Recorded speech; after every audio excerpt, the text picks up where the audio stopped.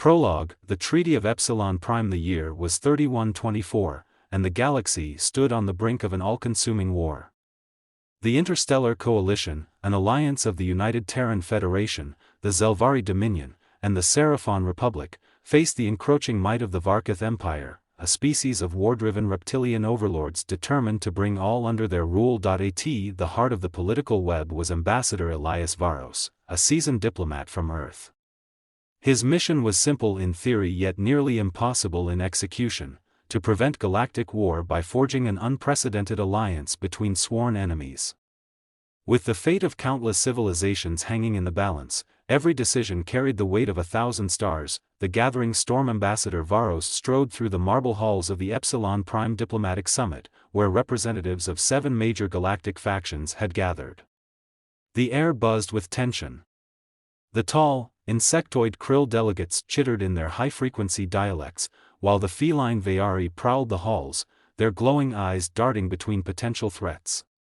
Even the Zelvari, their translucent blue skin shifting like liquid, seemed unnerved by the occasion. The Varketh Empire's envoy, Lord Krasik, loomed over the assembly, his golden armor gleaming under the artificial sunlight of the orbital station. He spoke with a voice like grinding stone. "We do not seek conflict," Krasik declared, his sharp-toothed grin betraying his words. "But the weak must know their place.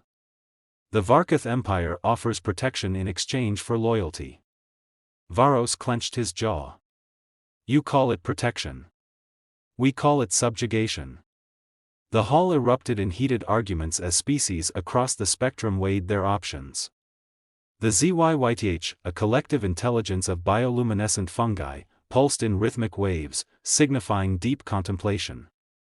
The Seraphon, their avian wings folded neatly behind them, remained silent, their expressions unreadable. Varos knew time was running out. If he couldn't secure an alliance between the warring factions, the Varketh Empire would tear them apart one by one. Secrets of the Zelvari. In the darkened corridors of the station, Varos met with Zelvari High Chancellor Lasara in secret. The Zelvari, long neutral in interstellar conflicts, possessed an advanced understanding of quantum diplomacy, an art of weaving probabilities and negotiations into a singular inevitable outcome. "You seek an alliance with the Veari and the Seraphon," Lasara said, her voice like an echo across dimensions. "But they will not trust each other. Not after the Orion Nebula incident. The past cannot dictate the future," Varos argued. "We need unity." Lasara studied him with shifting silver eyes. "Unity is an illusion. But a common enemy, that is real." She handed him a data shard. Within its encrypted core lay the evidence of Varketh war fleets mobilizing beyond the Orion Rift. The invasion had already begun. The shattered accord. When Varos presented the evidence at the summit, chaos erupted. The Seraphon accused the Veari of withholding intelligence, the Krill demanded immediate retaliation, and the ZYYTH pondered the long-term existential impact of war. The fragile alliances crumbled before they could be forged. Lord Krasik, pleased by the discord, laughed. "You see? You are divided. The strong will rule, and the weak will serve." Varos refused to let the dream of unity die. He turned to the Seraphon Primarch. "Your people have the fleet strength.